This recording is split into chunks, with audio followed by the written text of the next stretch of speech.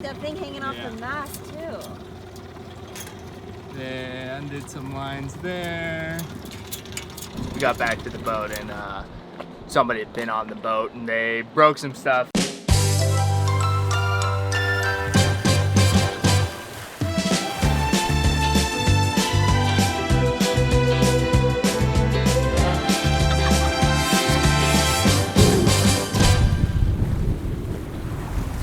After a week in Albania, we set sail and head northwest to Montenegro. We begin to sail with a gentle breeze with the wind around 10 knots. As we moved along, the wind began to weaken.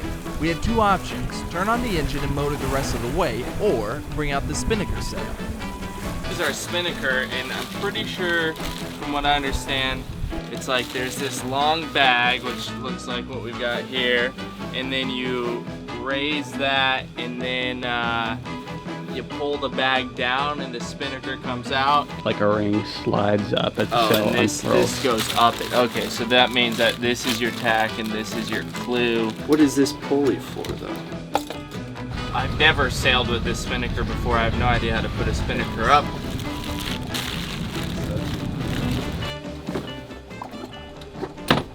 Put away the head sail. This is my guess of how to do this. We're gonna raise it up with the halyard.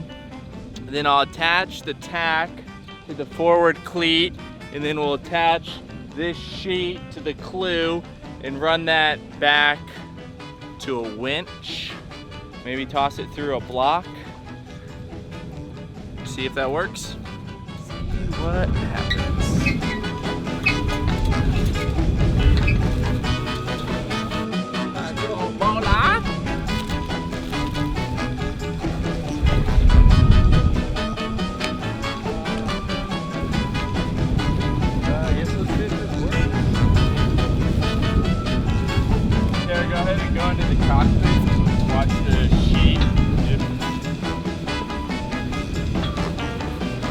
Alright, Tara, go ahead and pull in some slack. Alright, hold that.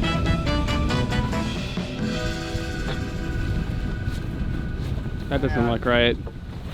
Does not look right. I have a twisted spinnaker. Hang on.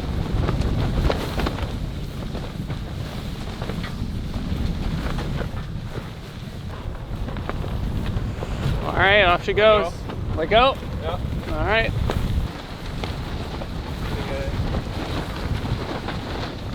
Oh, there she goes.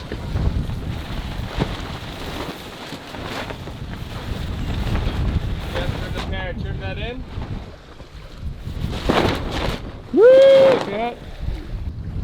Not bad for winging it. I don't really know how you trim a spinnaker, so I'm experimenting right now.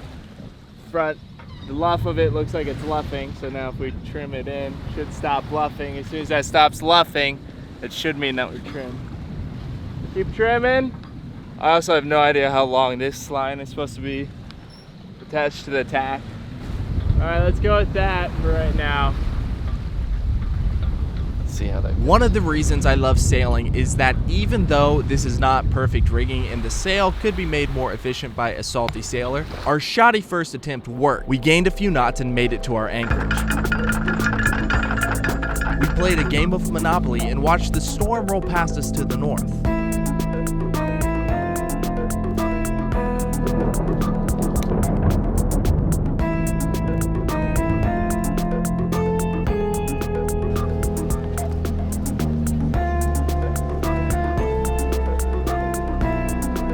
Headed into town to find a coffee shop that would serve as office for the day, and on our return to Ardianrod.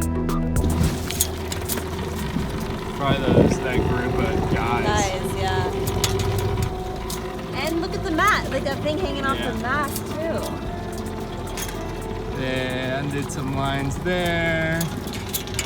We got back to the boat and somebody had been on the boat and they broke some stuff. They broke our throwable here. It's broken in 2 spots.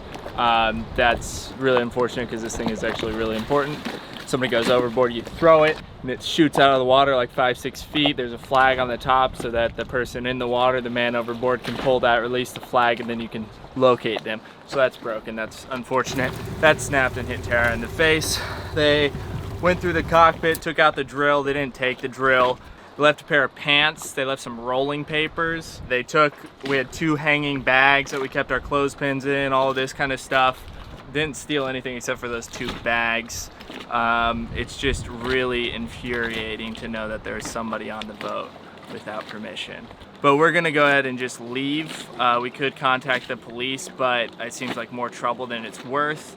Pretty sure I know who it was. As we were leaving, there was these like 4 goons on this like inflatable with a, I don't know, like a paddle board, boat, like a paddle boat with a slide on it. These 4 guys, probably in their mid-20s, they just looked like they were up to no good. And as we were leaving, I actually commented to Tara, I was like, that's kind of weird that there's just 4 like mid-20s guys on like a paddle boat out here in the bay. Once we left and went into town, I'm sure that they probably came on board and hooliganized it.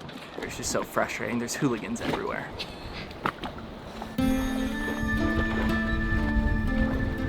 We made way north. We came across a raging fire scorching this hillside, and from the relative safety of the water, we admired the power.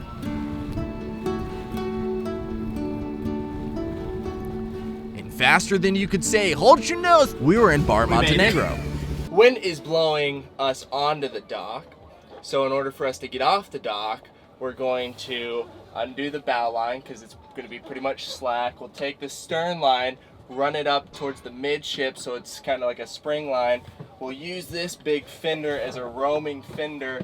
We'll bear down, go backwards on the stern spring line, and then use this as a pivot point to pivot out our bow, and then we'll turn around. I learned all that from Sailing Liveaboard and put out a video about it. We were in this marina for 2 nights because we had to do some paperwork because we just crossed the border from Albania into Montenegro, basically. Okay, let's get this bow line off. It's slack.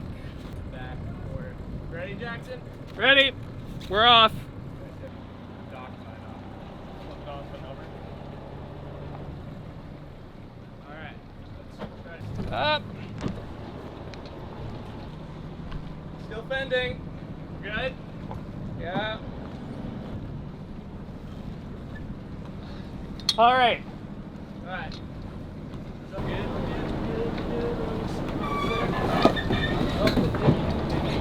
We're over it. We're over it. Good. All right, we made it. Well, that could have gone worse. Not too bad. We topped fuel and promptly motored out of the bay with sights on the historic Kotor, Montenegro.